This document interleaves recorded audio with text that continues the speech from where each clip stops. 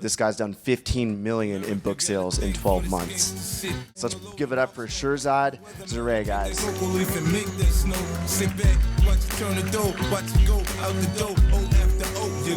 His goal is 20 million in used books this year.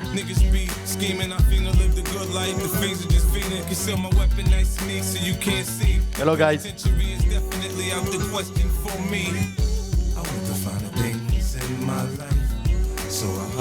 Avery, thank you for the intro. And yeah, you deserve some credit for sure. I mean, you weren't there scanning the books when we started, but yes, you still helped. So my name is Shirzad. I'm a founder and co-founder and CEO of ZBK Books. As you mentioned, we made $15 million plus in sales last year. We're trying to hit over 20 this year. And we started 6 years ago in 2019. I was 24 years old. And I'm here to explain you guys a little bit about our journey, what happened during these 6 years, the adversities that we had to go through, and also, you know, we can talk a little bit about our strategies to make this happen in not a very short time, but still, it's been 6 years. A lot of people share on Instagram, you know, about how they did an overnight success, how they were able to buy a Lambo overnight by selling online. They sell these courses, tell you, oh yeah, we made 10 million and now I have a penthouse. Yes, I agree that now is one of the easiest time ever to make money, also thanks to the social medias and to online sales. But it's very important to make people aware that it's just not that easy. I mean, you gotta put the hustle and you gotta be able to understand that it's a very long process and it's a lot of stress in the process of getting successful. This is one of I saw this online, like on Instagram, and I think it's an amazing picture. A lot of people think that success is just a straight line, so you keep doing what you have to do. You follow the course or whatever they teach you, and then, little by little, every day you make more money. Unfortunately, it doesn't work like that. Success, honestly, is a lot of sleepless nights, a lot of stress. Sometimes you lose weight, sometimes you gain weight. Sometimes you wake up in the morning, you think you are the number one in the world. And sometimes you wake up in the morning and you're like, what the fuck am I doing? So that's how it works. In these past 6 years, a lot of things have happened. We went through, issues with Amazon, accounts getting deactivated. We had lawsuits. We had employees that got injured, people that owed us hundreds of thousands of dollars and disappeared, and as of today, they never paid us back. And a lot of issues with credit cards because we were not paying them back. So it's a lot of, it's a lot of struggles. And so, I think it's very important that people are aware that it's not that easy. Just to tell you a funny story about something that happened to us, probably one of the toughest time was when in 2021 there was something with Amazon where because of their booming post-COVID, they decided to shut down FBA. And so we had to switch everything from our business model from FBA to merchant fulfillment. And that's when we had this call that that Avery was talking about, where I just called him like, how does merchant fulfillment works? I mean, we've never done this before. We always did FBA. And so we were in front of two options. The first one was either shut down the business. The second was to restructure the business, get an Amazon loan, and get a bigger warehouse, and switch our business model. So from just shipping stuff to Amazon, just decide to do our own fulfillment center. And it was April 2021. I remember we were very tight with funds, and we had to do this very quick. So from that summer, it was 7 days a week, 6 a.m. to 1 a.m. to get this set up. I remember we had 20 employees at the time.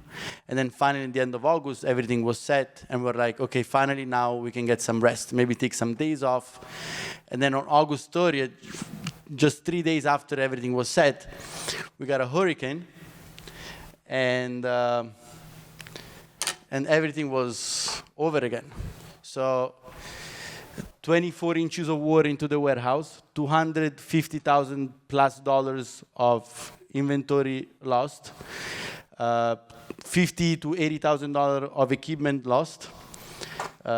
Insurance doesn't cover natural disaster. A brand new Hino truck, 26-foot, total loss.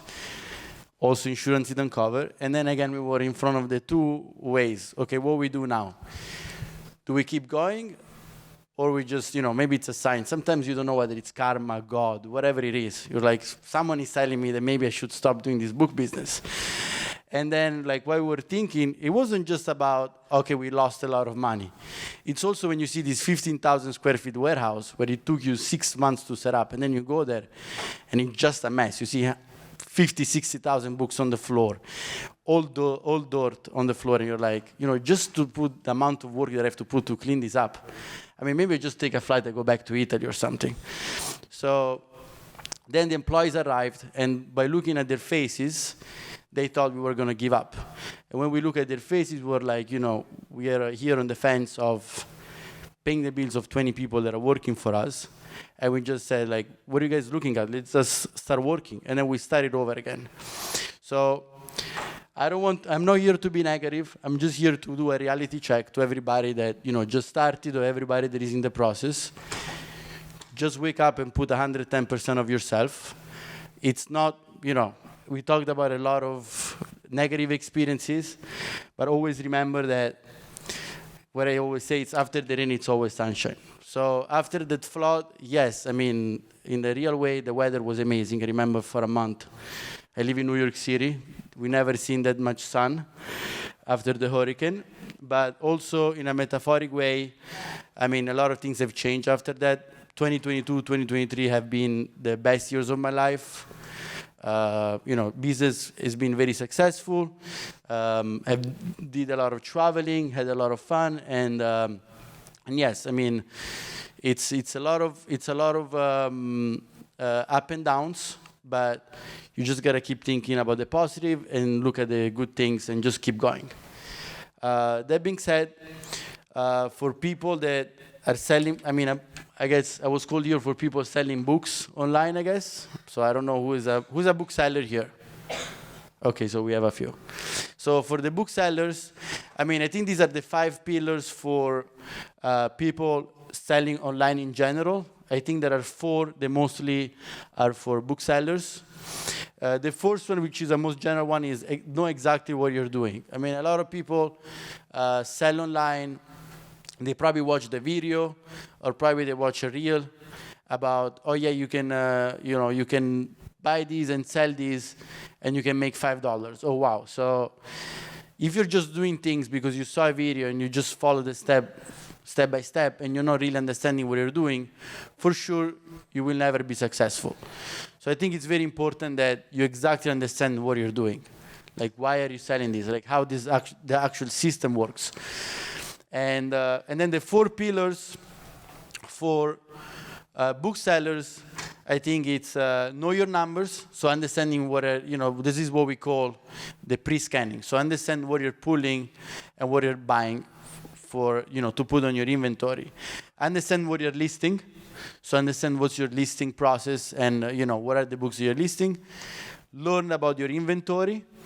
And then have a strategy. So I guess for booksellers, your strategy has to be your pricing system. So I think you really have to be as much knowledgeable as possible about all of this stuff. So talking about pre-scanning, I think there is a big issue where we all use probably the same softwares. I remember when I first started, I was using Scout IQ. And, we were just setting up triggers and say, oh yeah, I picked this book.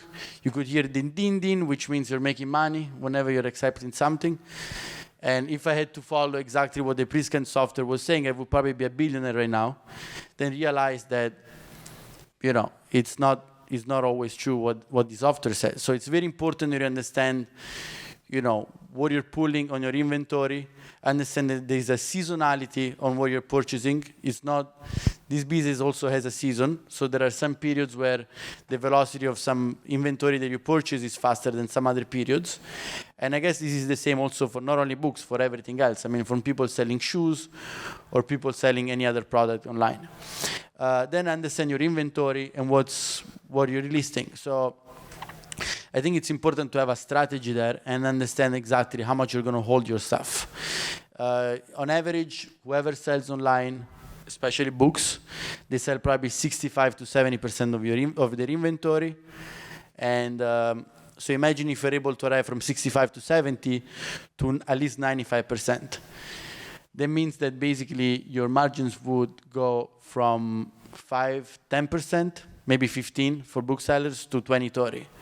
So again, this is another example of how important it is to understand exactly what you're doing and what you're listing on your inventory. And then the strategy is pricing. It's not always about, trying to make more money, trying to sell quick. It's also pricing needs to have a strategy. So understand exactly, pick some random units on your inventory and understand how you're pricing. Even the software that we use sometimes can make mistakes. And we had situations where we were not aware and we probably lost tens of thousands of dollars within 24 to 48 hours just because we were relying too much on softwares.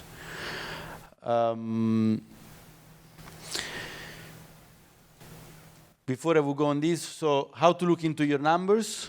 So first of all, understand very well your triggers. So when you set up, maybe if you're someone new selling books, don't just download the app and start scanning using regular triggers. Understand what those triggers mean. I think there are a lot of people online that explains you on YouTube how these triggers works. So understand exactly how it works. I understand exactly what's the minimum profit you should do, so that what you're doing makes sense. Review your Amazon performance report monthly. So this is something that we do at the end of every month. So at the end of every month, we do a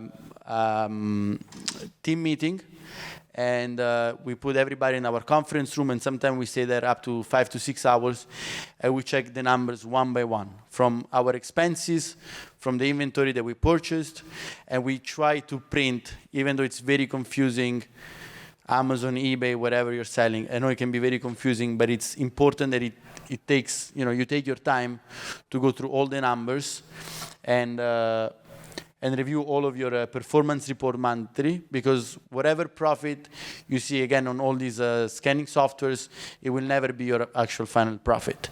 So understand what's your actual final profit at the end of the month.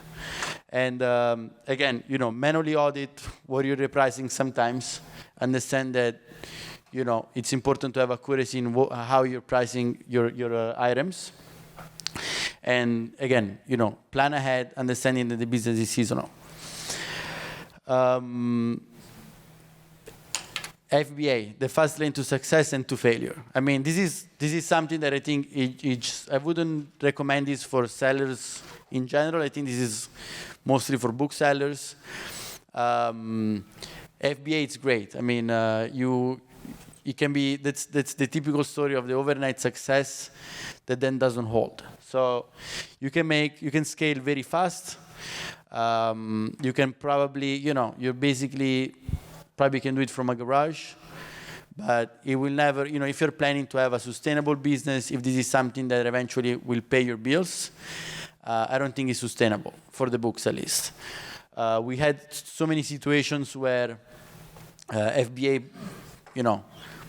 brought us to have a 30% profit to go to a minus 30% loss within a month. And this is because, I think Amazon overall doesn't like books. They don't want booksellers. I think used books for them is not profitable on their warehouses. Maybe the only reason why they're still accepting books is because if Jeff Bezos is on a 500-foot yacht, is because he started with books.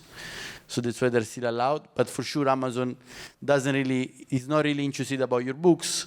And so they're trying to do everything possible, from fees to restock limits, to have people avoid selling books online, at least FBA. What we usually recommend is doing merchant fulfillment. It's a lot more control. It's a lot more work. Profits might be a little, you have maybe a lower margin. But the margins can grow a lot if it's done right and if you really understand, again, your inventory. And you have a lot more control. That being said, overall, I think something else very important about people that are going through this journey, it's very important that even though you go through all these stressful moments, and as we talked before, it's a lot of up and downs, it's a lot of stress. Just learn to deal with it. Depends from where you want to arrive in life. There are people that they just want to pay their bills. There are people that want to get the penthouse. There are people that maybe want to arrive to have their own private jet. So understand that whatever you want to get is always going to get harder, and you're going to deal with a lot more stress and a lot more responsibilities. So understand to just live with it. Understand what's your limit of stress that you can absorb.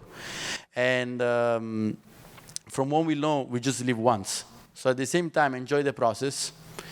Enjoy every moment. Like, because you had a bad day, or because maybe your account got deactivated, that doesn't mean that you have to have a bad attitude with your mom or with your girlfriend or with your kids. Just keep everything separate, your business life and your personal life.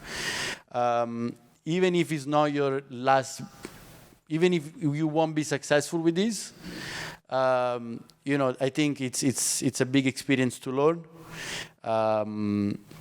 It's about connecting the dots, like Steve Jobs said. So, maybe one day you're going to look back, and even though you don't sell anymore online, you're going to connect the dots. It's something that can be, again, useful in your life.